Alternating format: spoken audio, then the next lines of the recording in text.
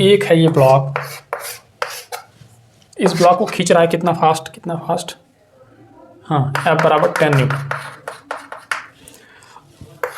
Initially start from rest, यानी कि 10 Newton का लगा खड़ा, कितना है, M बराबर 5 kg।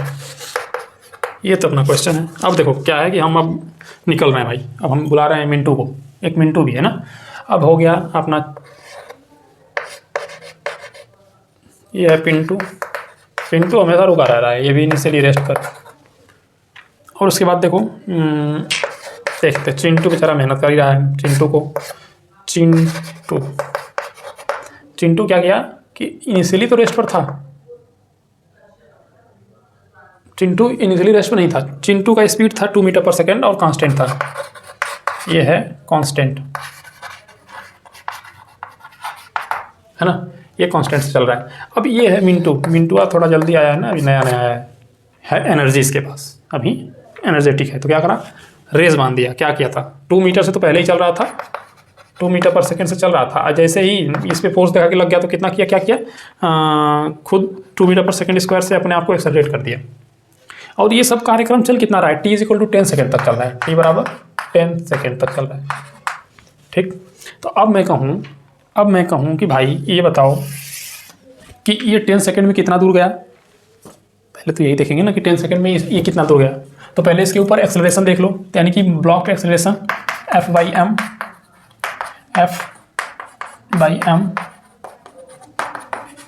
2 metre per second square. तो एक्सेलरेशन मिल गया है। काइनेमेटिक्स का सेकेंड इक्वेशन अप्लाई कर दो, S बराबर, नहीं दिख रहा है, S बराबर ut प्लस हाफ AT²। लगाओ, रेस्ट पर शुरू था, यानी कि इनिशियली रेस्ट पर था तो ये 0 हुआ ना, मतलब 0 half A2 metre per second square, 10 second का स्क्वायर, मतलब कि आया 100 मीटर, आया कि नहीं आया। यानी ये ब्लॉक 10 सेकेंड में गया 100 मीटर। फोर्स भी इसका पता ही है, तो बोल दिया कि भाई पिंटू वर्क बता दो। तो पिंटू के लिए तो आसान हो गया काम। कैसे हो गया, देखो ये खड़ा था, अपने फ्रेम ऑफ रेफरेंस से देख लिया, बोला कि सर 100 मीटर आगे बढ़ गया, यानी कि फोर्स लगा दो। Work done by force with respect to Pintu is equal to F into D into cos. Same तो है ना, सेम ही तो डायरेक्शन है ना, तो आया कितना, 10 न्यूटन मल्टीप्लाई 100 मीटर बराबर 1000 जूल। इसका तो आराम से था, हो गया। बट इनका फ्रेम ऑफ रेफरेंस चेंज हो रहा है। इनका फ्रेम ऑफ रेफरेंस क्या है, ये अपने रिस्पेक्ट में जब देखेंगे तो खुद ही रन कर रहे हैं ना 2 मीटर पर सेकंड से, तो 2 मीटर पर सेकंड से तो इसको मिटा के ऐसा देख लो पहले।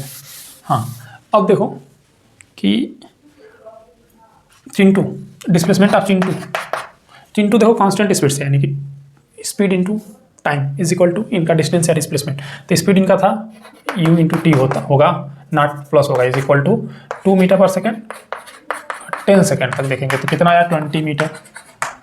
तो अब देखो relative displacement of this block with respect to Chintu, यानी कि रिलेटिव डिस्प्लेसमेंट आर रिलेटिव मतलब डी, चलो डिस्प्लेसमेंट, रिलेटिव डिस्प्लेसमेंट इसको बोल रहे हैं, relative displacement of the block with respect to Chintu.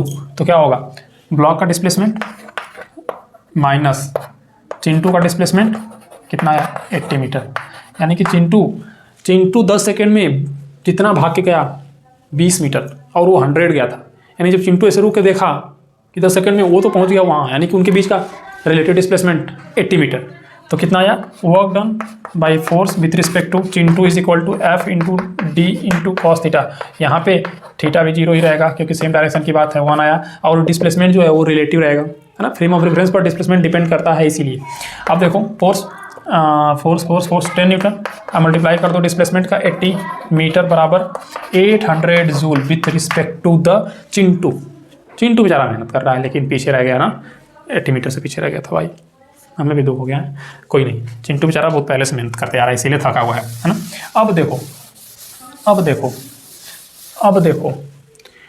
देखो कि वर्क डन बाई ये है मिंटू का मैंने लिखा ही नहीं, ये है मिंटू, दिख रहा है कि नहीं, ये है मिंटू का देखते हैं। मिंटू क्या कर रहे हैं, मिंटू पहले से भी स्पीड में थे, उसके बाद क्या किया, एक्सेलरेट कर दिया जैसे ही फोर्स लगा। तो देख लो डिस्प्लेसमेंट ऑफ मिंटू एम लिख देते हैं।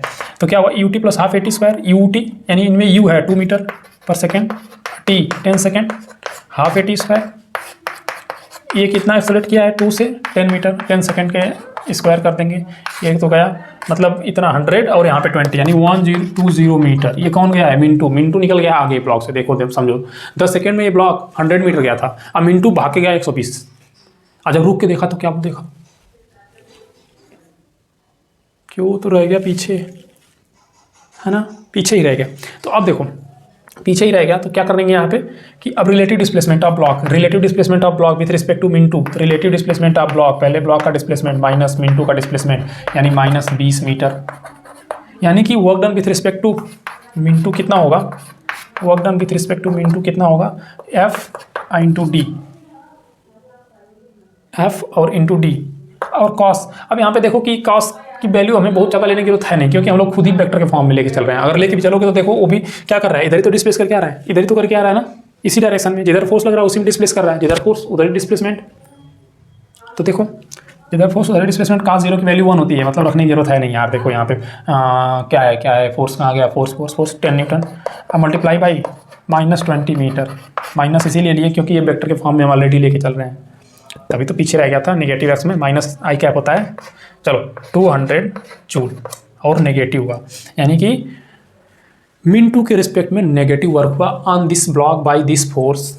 इसका मतलब कि वर्क डन खतरनाक डिपेंड करता है फ्रेम ऑफ रेफरेंस पर, और कैसा फ्रेम ऑफ रेफरेंस है कि कभी वही जीरो कर रहा है, वही पॉजिटिव भी दे रहा है, वही नेगेटिव भी दे रहा है, यानी कि नेचर ऑफ वर्क डन